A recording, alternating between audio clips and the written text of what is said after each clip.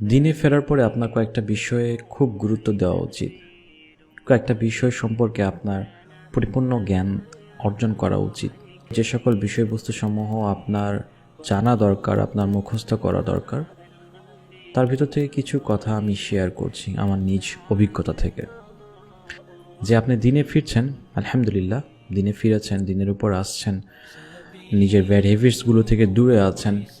এখন সর্বপ্রথম আপনার যেটা দরকার সেটা হচ্ছে যে সূরা ফাতিহাকে সম্পূর্ণরূপে জানা, সূরা ফাতিহার অর্থ অনুধাবন করা এবং এটাকে ভালোভাবে অন্তস্থ করা এবং এটাকে প্রতিদিন যেভাবে আপনি বলতেছেন এটাতে মনোযোগ বাড়িয়ে দেওয়া। নামাজের এই সূরা ফাতিহাতে যেন আপনার মনোযোগ কখনো ছুটে না যায়, এই টার্গেট রাখা। ধীরে ধীরে রেগুলার যে পঠিত সূরাগুলো আছে সেগুলোর অর্থগুলো জানতে হবে। সেকেন্ডটা হচ্ছে যে আয়াতুল কুরসি। এটা হয়তো মা বাবা আপনাদেরকে বারবার বলছে যে আয়াতুল কুরসি মুখস্থ কর, আয়াতুল কুরসি মুখস্থ কর। অনেকে হয়তো বা এখনও করেননি, হয়তো বা শুনছেন, পড়ছেন। হ্যাঁ, আপনাকে হয়তো বা বারবার আম্মু আব্বু বা এলাকার যখন হুজুরেরাও হয়তো বা আপনাকে বলছে যে আয়াতুল কুরসি মুখস্থ করার জন্য আপনি হয়তো বা শুনছেন, কিন্তু এখনও অনেকে আছে, সবাই না, এখনও অনেকে আছে যারা এখনও এটাকে মুখস্থ করেনি। তো আপনার উচিত হবে আয়াতুল কুরসিকে অর্থসহ মুখস্থ করা। কেন? কারণ কি জানেন? হাদিসে আছে, রাসূলুল্লাহ সাল্লাল্লাহু আলাইহি ওয়াসাল্লাম বলেছেন যে যে ব্যক্তি প্রত্যেক ফরজ নামাজ পড়ে আয়াতুল কুরসি পাঠ করবে, তার জান্নাতে যাওয়ার একটাই বাধা, সেটা হচ্ছে মৃত্যু। অর্থাৎ সে মারা যাচ্ছে না, এই জন্য সে জান্নাতে যাচ্ছে না। সুবহানাল্লাহ। এর আরও অনেক অনেক ফজিলত আছে। এটা শয়তান থেকে আপনাকে হেফাজত করবে, শয়তানের কুচক্র থেকে আপনাকে হেফাজত করবে। এবং শুধু তাই নয়, এটা এমন একটা সমৃদ্ধ একটা আয়াত যেখানে আল্লাহ সুবহানাহু ওয়া তাআলার পরিচয় এত সুন্দরভাবে এই আয়াতে বর্ণনা করা হয়েছে, যেটা কোরআনের কোথাও এইরকমভাবে করা হয় নাই। সুবহানাল্লাহ। আপনি যখন এর অর্থটা অনুধাবন করবেন তখন বুঝতে পারবেন যে আপনি কি পড়ছেন। সুবহানাল্লাহ। ঠিক আছে, এখানে আল্লাহর কুরসি, আল্লাহর মাহাত্ম্য, আল্লাহর কি কি অ্যাবিলিটিগুলো আছে সেগুলো বলা আছে। হ্যাঁ, তো আপনার উচিত হবে আয়াতুল কুরসিকে মুখস্থ করা, একদম ভালোভাবে এটাকে পুরোপুরি মুখস্থ করা এবং এর অর্থগুলোকে জানা এবং সেগুলা অন্তরে লালন করা। ঠিক আছে, অন্তরে সেগুলোকে লালন করে এবং প্রতিনিয়ত এগুলোর উপরে আমল বাড়িয়ে দেওয়া। প্রত্যেক ফরজ নামাজের পরে যেন আপনি এটাকে তেলাওয়াত করেন, রাতে ঘুমানোর আগে এগুলোকে আয়াতুল কুরসি তেলাওয়াত করেন।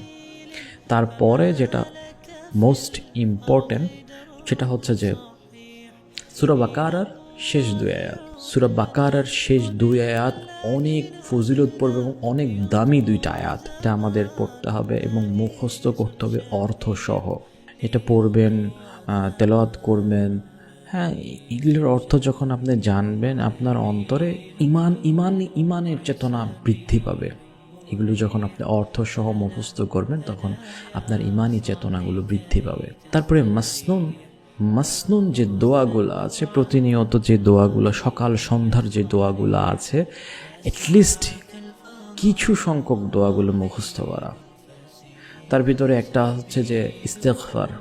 আপনার ইস্তেগফারগুলো জানতে হবে, কারণ আমরা ম্যাক্সিমাম ধরেন জাহিলিয়াতের যুগ থেকে আসছি অথবা প্রতিনিয়ত গুনাহ করছি। রাসূলুল্লাহ সাল্লাল্লাহু আলাইহি ওয়াসাল্লাম প্রতিদিন ইস্তেগফার করতেন। সবচেয়ে বড় ইস্তেগফার কোনটা, সবচেয়ে প্রসিদ্ধ ইস্তেগফার কোনটা, বা সবচেয়ে দামি একটা ইস্তেগফার আছে যেটার মাধ্যমে আল্লাহ সুবহানাহু ওয়া তাআলাকে যেটার মাধ্যমে অত্যন্ত ভালোভাবে বিষয়টাকে বোঝানো যায়, সেটা হচ্ছে যে সাইয়্যিদুল ইস্তেগফার। এটা অনেক ফজিলতপূর্ণ এবং গুনাহ মাপের অন্যতম একটা দোয়া বলা যায়, বা ইস্তেগফারও বলা যায়, ক্ষমা প্রার্থনার একটা বিষয় আর কি। এইটা আপনাকে মুখস্থ করতে হবে এবং এটা অর্থসহ জানতে হবে। সুবহানাল্লাহ। আপনি যখন এটার অর্থটা বুঝবেন না, যখন আপনি পড়ে শান্তি পাবেন, এক ধরনের শান্তি, অমায়িক শান্তি। তো এই সাইয়্যিদুল ইস্তেগফারটা আপনার মুখস্থ করতে হবে। নর্মাল যে ইস্তেগফারগুলো আছে, আস্তাগফিরুল্লাহ, আল্লাহুম্মা গফিরলি, রব্বিগফিরলি, এই বিষয়গুলো আপনাকে জানতে হবে এগুলোর মানে কি। এগুলো সম্পূর্ণ সিমিলার কাইন্ড অফ মানে। আস্তাগফিরুল্লাহ, হে আল্লাহ আপনি আমাকে ক্ষমা করে দিন। আল্লাহুম্মা গফিরলি, হে আল্লাহ আমি আপনার কাছে মাগফিরাত চাচ্ছি, ক্ষমা চাচ্ছি। রব্বিগফিরলি, ইয়া রব আপনি আমাকে ক্ষমা করে দেন। ঠিক আছে, এই টাইপের দোয়াগুলো, এই টাইপের মিনিংগুলো আপনার জানা, যাতে করে কি হবে, আপনার প্রতিনিয়ত তওবা করতে আপনার সুবিধা হবে। আপনার যে ভুলগুলো করে আসছেন, যখন ইস্তেগফার করবেন তখন আপনার অতীতের গুনাহগুলোকে স্মরণ করবেন, হোক সেটা সেজদায়, হোক সেটা তাশাহুদে, হোক সেটা যে কোনো সময়। হ্যাঁ, অতীতের গুনাহগুলোকে স্মরণ করবেন। কখনো যদি ওই আপনার অতীতের গুনাহ করার প্লেস দিয়ে যদি আপনি হেঁটে যান, আপনি স্মরণ করবেন এবং আল্লাহর কাছে ইস্তেগফার করবেন, ইস এই জায়গায় তো আমি অনেক গুনাহ করেছি, এই জায়গায় তো আমি আল্লাহর নাফরমানি করেছি, ওই সময়টাতে তো আমি আল্লাহর নাফরমানি করেছি। আস্তাগফিরুল্লাহ, আল্লাহুম্মা গফিরলি, রব্বিগফিরলি, রব্বি আমাকে ক্ষমা করে দেন।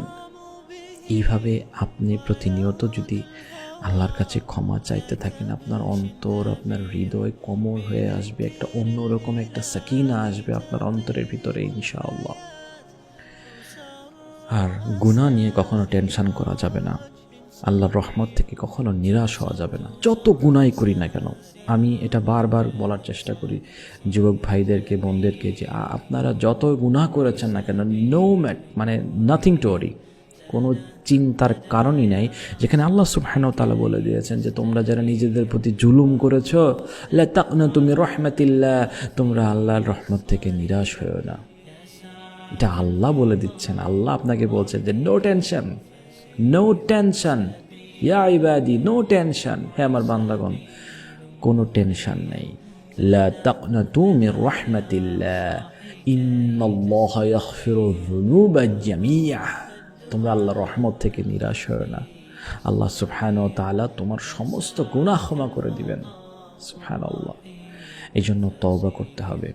তাহলে কি, দিনে আসার পরে যে জিনিসটা সবচেয়ে বেশি, সবার আগে যে বিষয়গুলো সবার আগে আয়ত্ত করার চেষ্টা করব, সূরা ফাতিহা অর্থ সহ সম্পূর্ণভাবে এটাকে জানবো।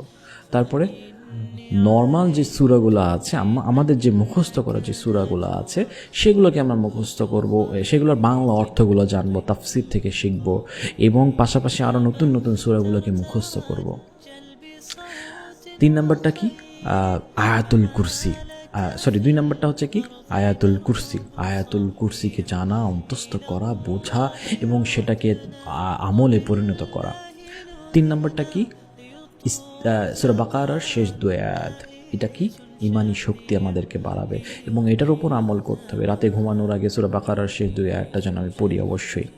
4 নম্বরটা কি, 4 নম্বরটা হচ্ছে সাইয়্যিদুল ইস্তিগফার।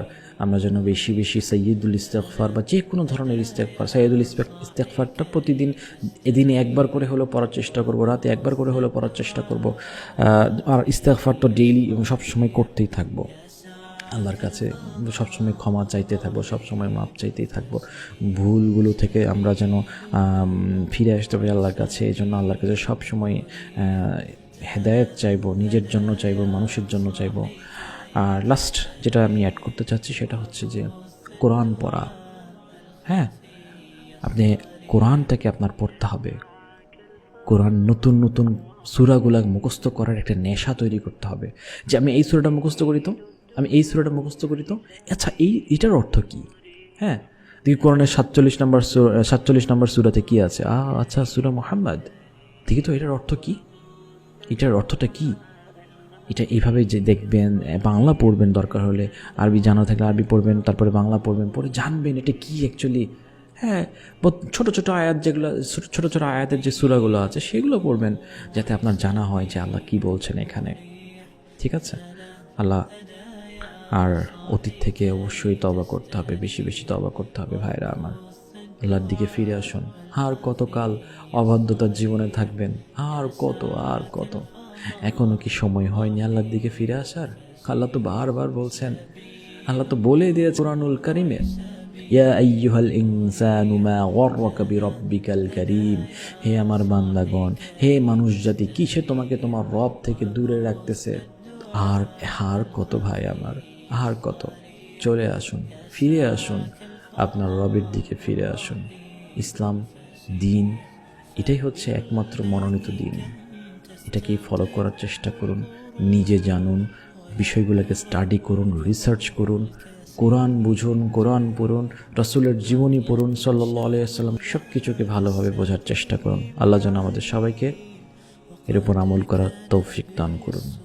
ওয়া আখিরু দাওয়ানা ওয়ানিল হামদুলিল্লাহি রাব্বিল আলামিন। আসসালামু আলাইকুম ওয়া রাহমাতুল্লাহ। سبيل الدموع سبيل مريح، تنهد يا صاحي كي تستريح، وبث الدعاء